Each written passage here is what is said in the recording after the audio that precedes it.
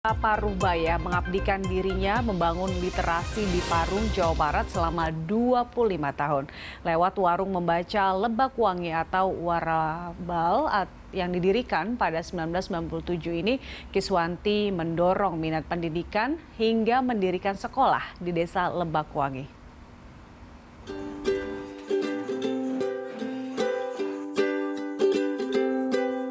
Kiswanti, wanita asal Bantul, Yogyakarta ini sukses membangun taman baca untuk mendorong minat baca dan pendidikan di pedesaan. Ia mendirikan warung membaca Lebak Wangi atau Warabal pada tahun 97 di Parung, Jawa Barat. Dari yang hanya sekedar warung membaca, kini Kiswanti bisa mendirikan sekolah PAUD dan belajar mengaji bagi anak-anak di desa Lebak Wangi. Selain anak-anak, orang tua juga bisa belajar di warung baca yang didirikan Kiswanti. Sebenarnya buku-buku ini adalah program kegiatan utama kami, yaitu Taman Bacaan. Nah, hanya saja dulu awalnya segmen sasaran saya ada anak-anak kecil. Tapi perkembangan ternyata ada beberapa remaja bahkan dewasa yang menginginkan bahan baca, dan alhamdulillah memang saya juga dari tahun 80 itu sudah punya koleksi buku. Jadi buku itu kami display sini, juga ada beberapa buku ini adalah sumbangan, ada sumbangan dari pemerintah, ada swasta, juga ada secara pribadi. Selain rumah baca, ia pun mulai merambah pendidikan pemberdayaan kaum perempuan lewat berbagai pelatihan keterampilan dan pengelolaan keuangan. Heru Yustanto, Bogor.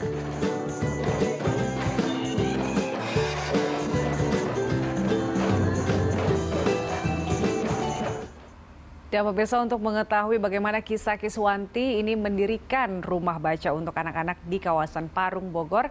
Dan kita sudah terhubung lewat sambungan Zoom dengan Ibu Kiswanti. Kita sapa Bude, halo. Apa kabar, selamat pagi?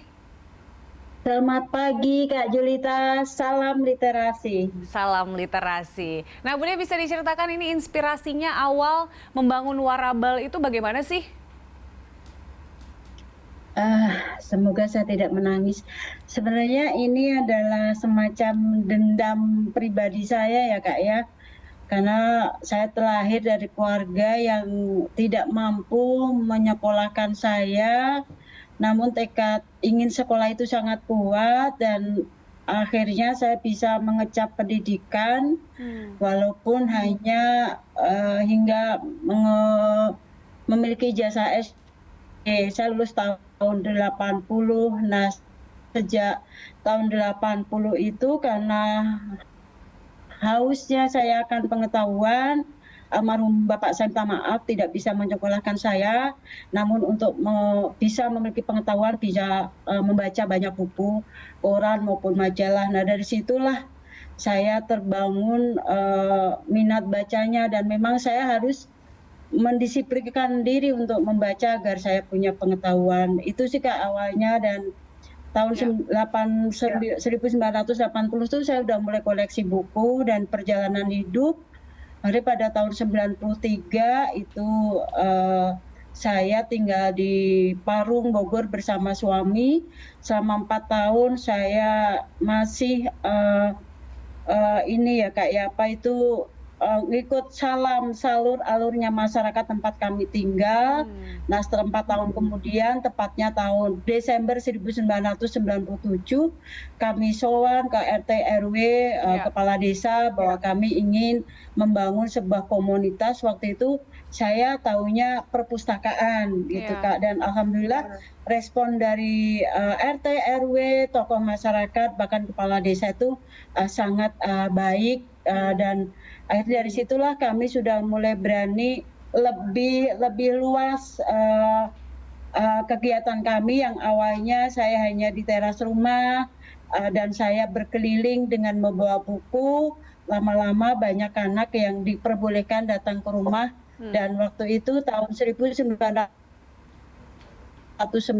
itu masih saya sendiri Kak yang berkegiatan, dan hanya hari Minggu, dan kok keliling itu hanya setiap hari Rabu dan Sabtu, karena hari-hari biasa saya harus mengurus anak-anak saya yang masih kecil. Dan barulah di tahun 2007 itu anak-anak 10 tahun lalu sebagai peserta belajar sebagai anggota baca, sudah tertarik menjadi terlibat untuk dalam pendampingan belajar untuk adik-adiknya. Itu sih, Iya. Kak. Tapi tampaknya di mana ada niat baik itu dilancarkan loh ya Bude ya. Nah ini katanya Amin. Amin. modal awal itu tuh lumayan unik bagaimana mulai mengumpulkan buku kemudian bikin perpustakaan. Itu bisa diceritain nggak Bude? Ah, kalau sejak dulu tahun 80 itu, 1980 itu awal untuk memiliki buku, itu Kak, kalau subuh itu orang saat menjelang subuh itu orang sibuk apa ya, tidur nyenyak, menarik selimut lagi, saya harus bangun, Hmm. cari, kan dulu belum ada listrik, saya harus pakai obor itu mencari buah melinjo yang berjatuhan di kebun-kebun tetangga, itu kami kumpulkan dijual untuk nanti apabila udah uangnya terkumpul saya pakai beli buku. Juga kok saat musim panen padi itu saya mencari memetik padi yang tertinggal, jadi itu istilahnya ngangsak kok di Jogja. Bahkan saya juga buruh mengupas kulit kacang, buruh mengupas kulit hijau, dari upah-upah itulah saya kumpulkan untuk membeli buku. Itu tahun 80 hingga tahun 87 dan uniknya sekarang saya baru kok unik ya, itu kayak ketidakwarasan saya. Ya. Saat teman-teman saya lulus SD dan sekolah SMP, saya seakan-akan saya pun sekolah SMP seperti teman-teman itu dengan cara saya membeli buku-buku pelajaran. Karena dulu buku pelajaran itu walaupun sudah sobek ataupun sudah usang masih bisa kita pelajari gitu Kak. Hingga teman saya SMA pun seperti itu yang saya lakukan.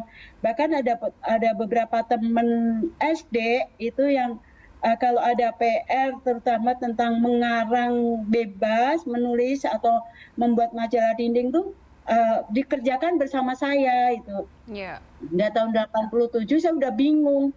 Ini teman-teman yang lulus SMA ada yang kuliah, bahkan ada yang bekerja. Nah, saya udah nggak punya panutan nih. Karena kok kuliah nggak mungkin saya bisa membeli buku-buku kuliah kan, tidak bisa leluasa belajar gitu. Jadi selama ini saya punya teman saling menulis surat.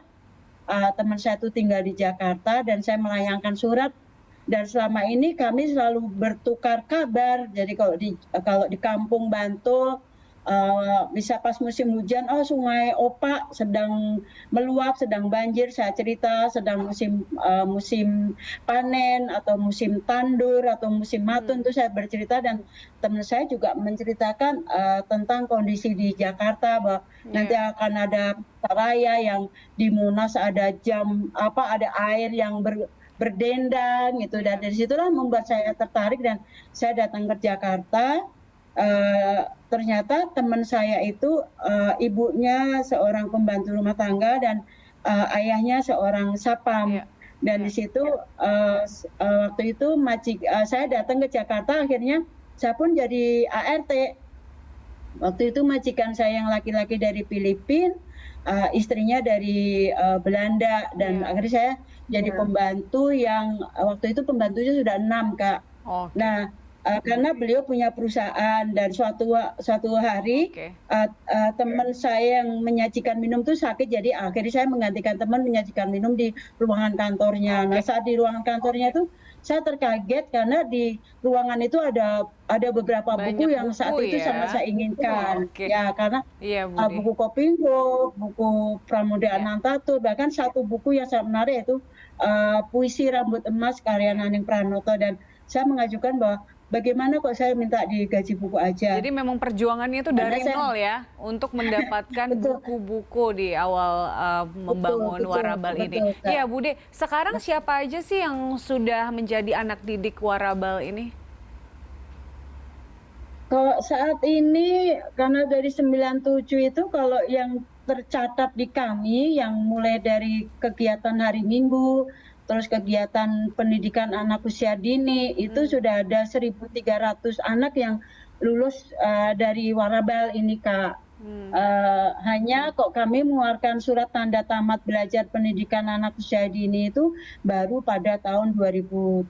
Jadi selama ini ya kami hanya kegiatan bermain diselingi dengan mengenalkan huruf, mengenalkan angka, terus menulis, itu ya hanya setiap hari Minggu, Kak. Nah, setelah 2007 kami sudah ada beberapa relawan yang mau terlibat di kami. Akhirnya dari awalnya hanya meminjamkan buku, saya hanya membacakan buku, berkembang karena ternyata yang saya alami kok hanya sekedar mendisplay buku itu tidak ada daya tariknya dan tidak menarik anak ataupun warga masyarakat untuk datang ke taman baca. Akhirnya kami ada pendidikan anak usia dini yang dilaksanakan setiap hari Senin hingga Jumat pukul 7.30 hingga 10.30 dan nanti siang itu kelas TPQ, Taman Pendidikan Quran, itu juga Senin hingga Jumat. Dan hari Sabtu kami baru libur.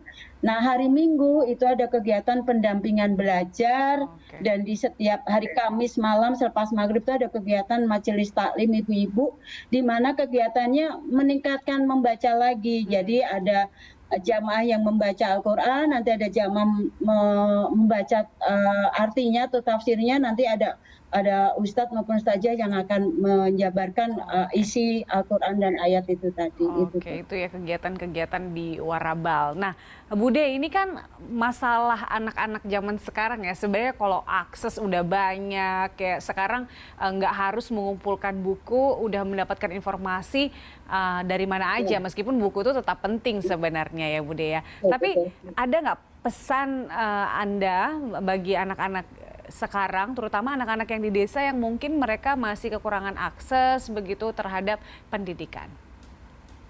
Iya, kalau menurut saya itu bagaimanapun harus diawali dari keluarga, Kak. Pertama itu keluarga membiasakan membaca, mulai membaca yang ringan, dan saat selesai membaca itu usahakan diskusi agar anak-anak itu ada ketertarikan.